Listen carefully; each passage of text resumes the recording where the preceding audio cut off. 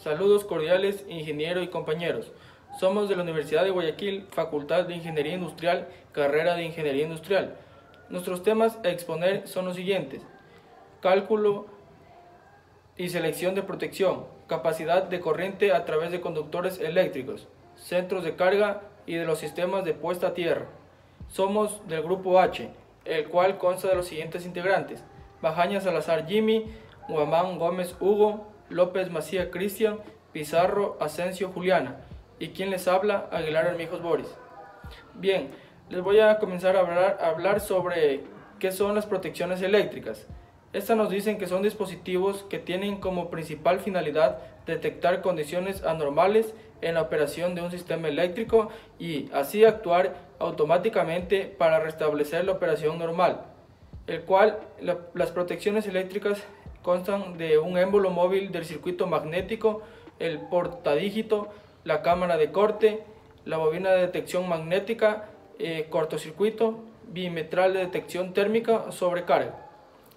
Bien, ahora les voy a hablar sobre el cálculo y selección de la protección, que nos dice que es un conjunto de técnicas que se basa en las leyes fundamentales de la electricidad, aplicables principalmente a circuitos que son trifásicos de corriente alterna. Estas técnicas facilitan el cálculo del comportamiento de los sistemas bajo condiciones específicas, para auxiliar en el diseño de nuevos sistemas, para rediseñar los sistemas existentes, o bien para hacer ajustes o modificaciones a partes de las instalaciones. Técnicas en el diseño de sistemas eléctricos. Aislar rápidamente la porción afectada del sistema, de manera que se minimice el efecto y se mantenga el servicio. Otra sería reducir el valor de la corriente de cortocircuito, para así reducir los daños potenciales al equipo o parte de la instalación.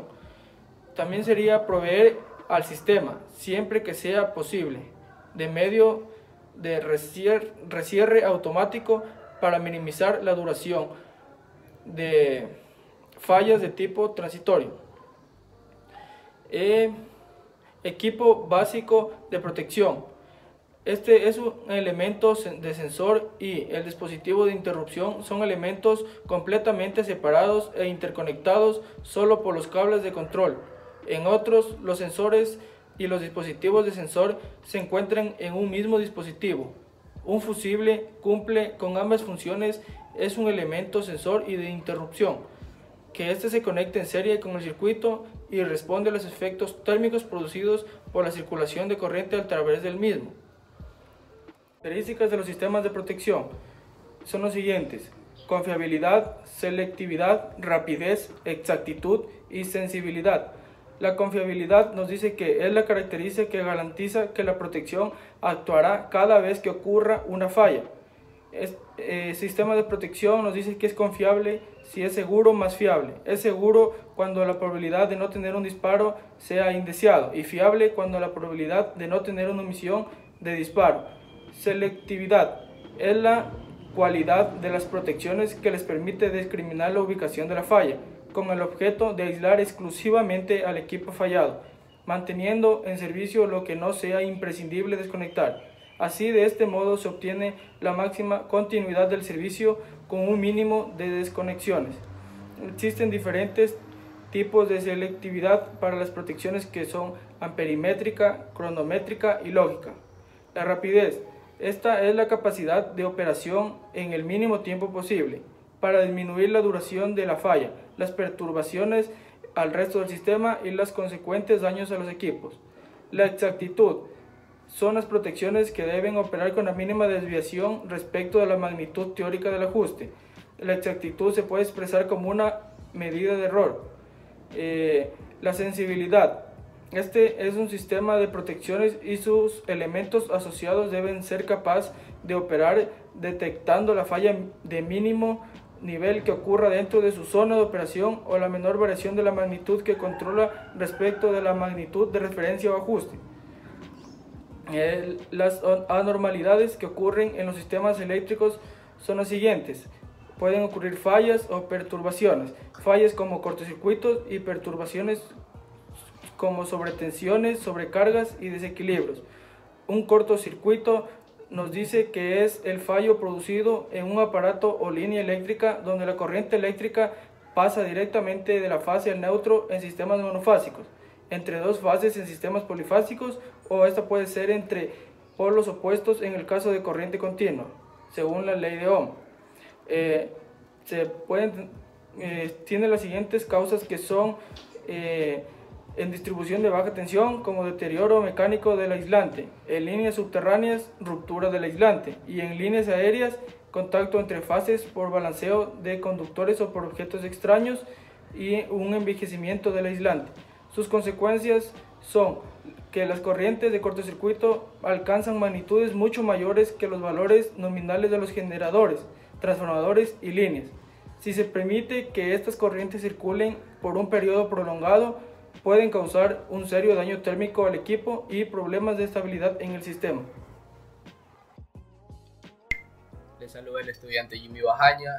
Yo le voy a hablar sobre el tema de sobretensiones debido a aumento de voltaje. Tenemos varios factores como riesgo. Entre ellos, someten a los aislantes a esfuerzos que los envejecen y pueden llegar a destruirlos. 2. En caso de duración prolongada, traen como consecuencia daños a los equipos. 3. En caso de una falla del aislante, traen a su vez como consecuencia inmediata un cortocircuito. 4. Estas sobretensiones se pueden producir por descargas atmosféricas o por apertura de líneas a largas de alta tensión. Sobrecargas debido a corrientes por sobre el valor nominal de la carga o el conductor, durable o breve según el caso.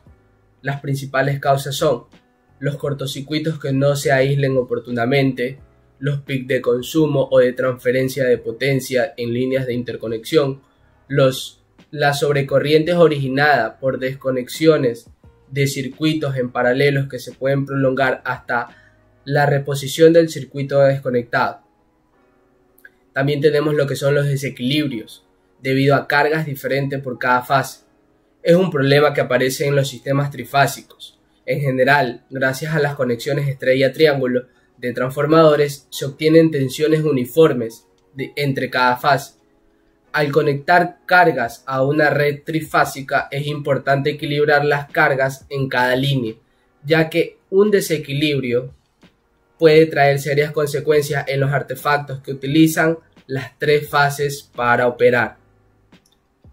Dimensional de conductores ENTO y protecciones. Tenemos protección contra sobrecargas, limitaciones en las caídas de tensión, protección contra cortocircuitos, comprobación de las solicitantes térmicas, protección contra contactos indirectos, protección contra sobrecargas. La regla básica para asegurar que el conductor seleccionado se encuentre debidamente protegido a la sobrecarga es LS menor LN menor que LZ por R, en donde tenemos que R igual 1 para los automáticos, R igual 0,75 para los fusibles y R igual 0,9 para los fusibles mayor a 16A. Protecciones contra sobrecargas. Selección del conductor en función del aislamiento.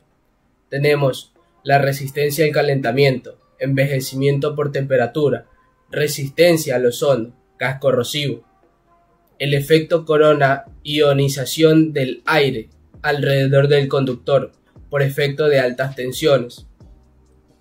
Tenemos las que son las protecciones contra cortocircuitos. Regla 1.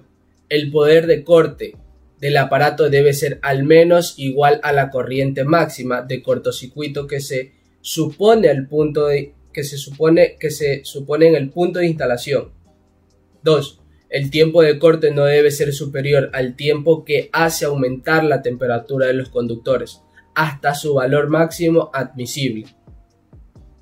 La evaluación de los cortocircuitos. El método de las impedancias. Se deduce las diferentes corrientes de cortocircuito y de falla aplicando la ley de Ohm. El método convencional se utiliza cuando no se conoce el cortocircuito en el origen del circuito ni las características anteriores a la instalación. El método de composición Permite determinar los cortocircuitos máximos en cualquier punto de esta última. Tenemos lo que son el método de las impedancias, en donde ICC es igual al factor tensión por el factor de carga por la tensión de instalación dividido para la impedancia total. Tenemos la impedancia de los cables también, en donde R es la resistividad del conductor, es igual a P por 10 a la 3, multiplicado por la longitud del conductor, dividido para el número de conductores en paralelos por sección del conductor. Las protecciones eléctricas. El objetivo principal de las protecciones eléctricas es de proteger a las personas y proteger al sistema eléctrico. En el mercado hay muchos accesorios y equipos que garantizan tales requerimientos y a continuación hablaremos de unos cuantos. El relé térmico. Es un elemento que está constituido por una pieza térmica interna que se deforma a un determinado nivel de temperatura. Esto hace que sus contactos se abran y el tiempo de reacción del relé térmico es inversamente proporcional a la intensidad de la corriente. Por el contrario, el relé magnético es una protección que está constituida por una bobina, cuyo efecto magnético libera el cierre del bloqueo de los contactos, provocando así el corte de energía eléctrica en caso de una intensidad elevada. El tiempo de respuesta es muy corto, o sea, del orden de una centésima de segundo.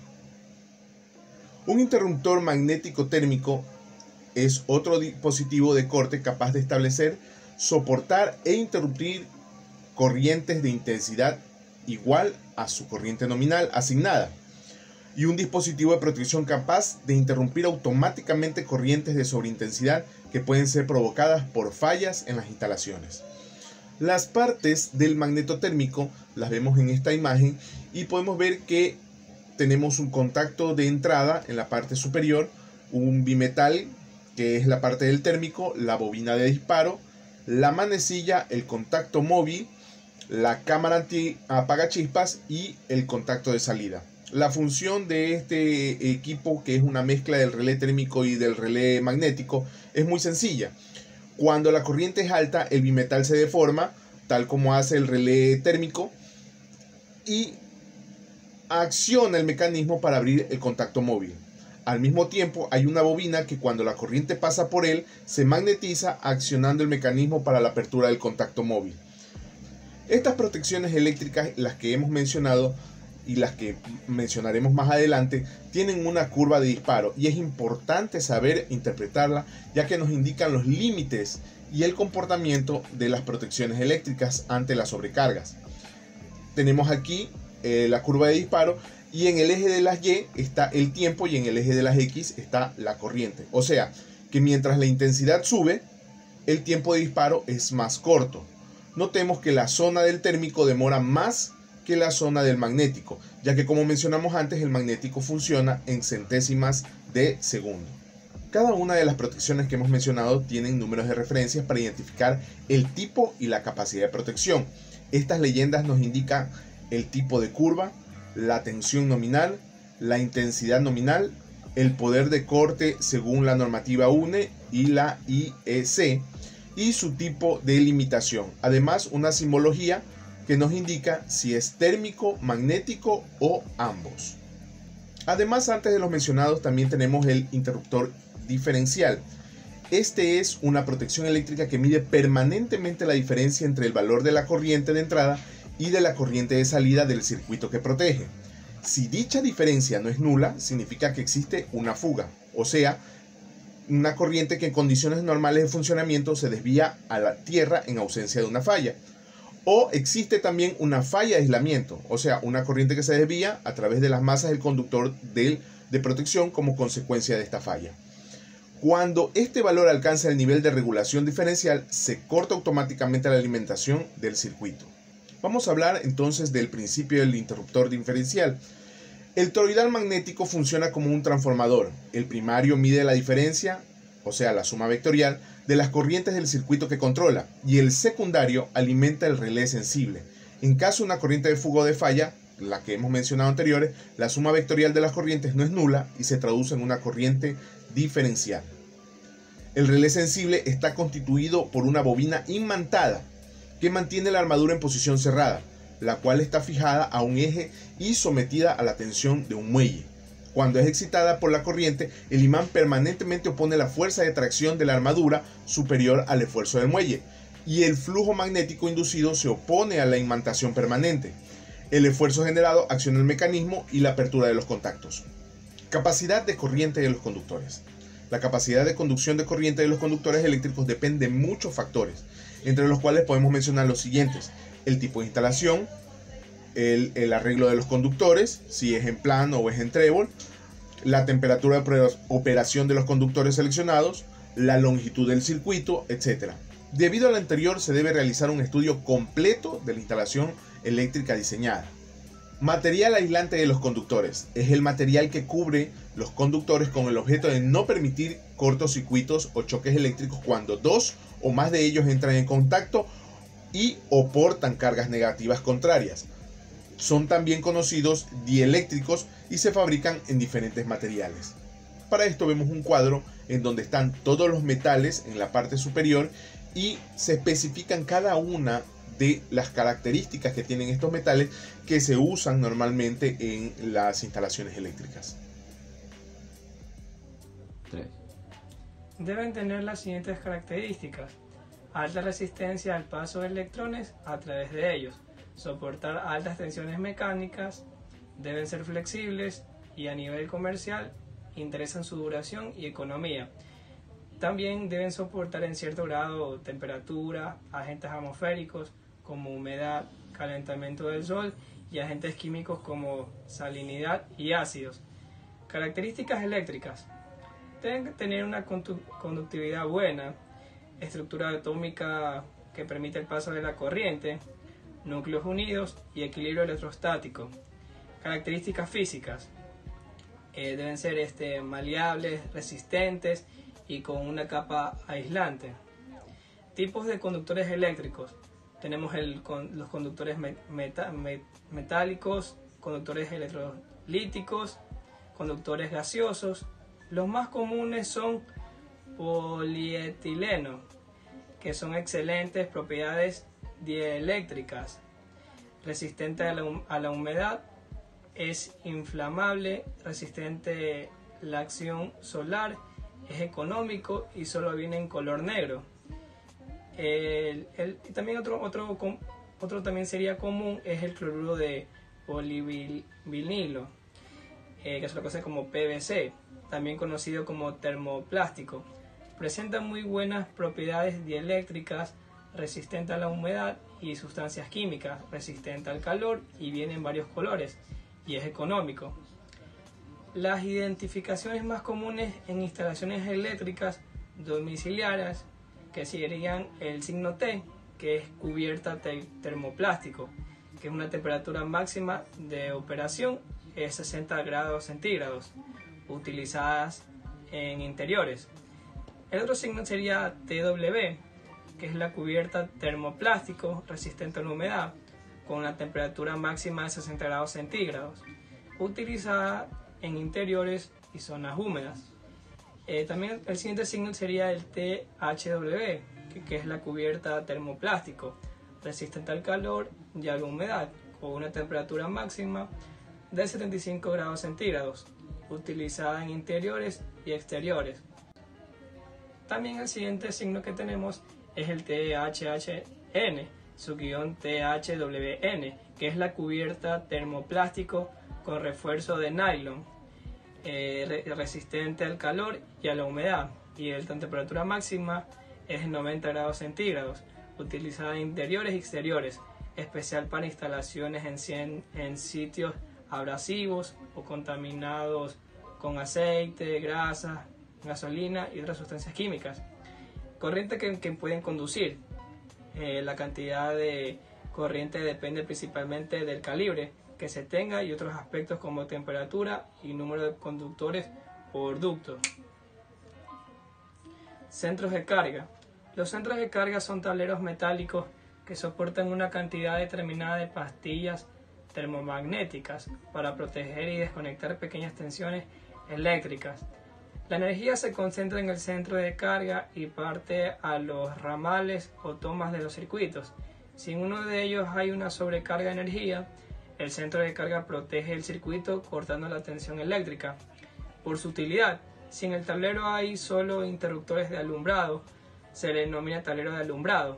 Si alberga otros tipos de carga, es conocido como tablero de fuerza. Si contiene interruptores tanto para fuerza como para alumbrado, se le llama tablero mixto. Un centro de carga puede albergar desde 1, 2, 4, 6, 8, 12, 20, 30, 40, 42 y hasta 80 pastillas termomagnéticas. Fases. Los tableros son centros de carga que pueden ser de dos tipos de fases, monofásico, trifásico. El monofásico es decir que está formado por una única corriente, y el trifásico compuesto por tres corrientes alternas monofásicas de igual frecuencia y amplitud. Por esta razón son capaces de soportar pastillas termomagnéticas monopolares, bipolares o tripolares. Tipos. Existen tres tipos de centros de carga. Interruptor principal, que es el que dota de energía todo el inmueble, conecta y desconecta la energía eléctrica de todo el edificio fácil y rápido. Convertible. Este centro de carga viene sin zapatas ni interruptores.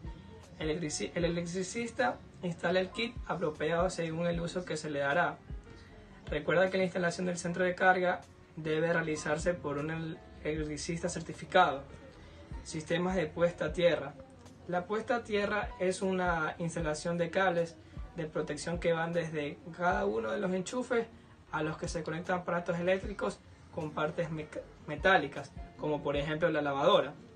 De la instalación hasta la tierra, el terreno, con el fin de que hay una corriente de fuga. En lugar de quedarse en la parte metálica del aparato conectado al enchufe, esta corriente se derive al terreno por estos cables o instalaciones llamadas instalación de toma de tierra. Sistemas puestos a tierra mediante impedancia. Se insertan deliberadamente resistores y o reactores en la conexión entre el punto neutro y tierra. La impedancia puede ser lo bastante alta como para que fluya una corriente de falla poco mayor que en la situación de sistema no puesto a tierra. Para evitar sobrevoltajes transitorios excesivos debido a resonancia con la capacitancia paralelo del sistema, las puestas a tierra inductivas deben permitir que fluya a tierra por falla al menos un 60% de la capacidad de cortocircuito trifásico. Sistema puesta a tierra con baja impedancia. Particularmente en bajo voltaje, esta es una técnica muy común. En este sistema, el neutro se conecta a tierra a través de una conexión adecuada en la cual no se agrega intencionalmente ninguna impedancia. Una de las desventajas de este arreglo es que las corrientes de falla a tierra son normalmente altas, pero los voltajes del sistema permanecen controlados bajo una condición de falla. Puesto a tierra del sistema de bajo voltaje y interior de locales. Los tipos de puesto a tierra existen en sistemas de potencia. Se considera ahora el sistema de bajo voltaje en instalaciones eléctricas en el interior de locales residenciales, comerciales e industriales. A continuación le describiré los tipos principales. El TNS es, en este tipo, el neutro de la fuente tiene un único punto de conexión a tierra con el transformador de alimentación. Los cables de alimentación tienen un neutro separado del conductor de tierra de protección. Generalmente el conductor de neutro es un cuarto conductor y el conductor de tierra forma una cubierta protectora que es un conductor P en NCS. Este tipo de neutro de alimentación se pone a tierra en varios puntos.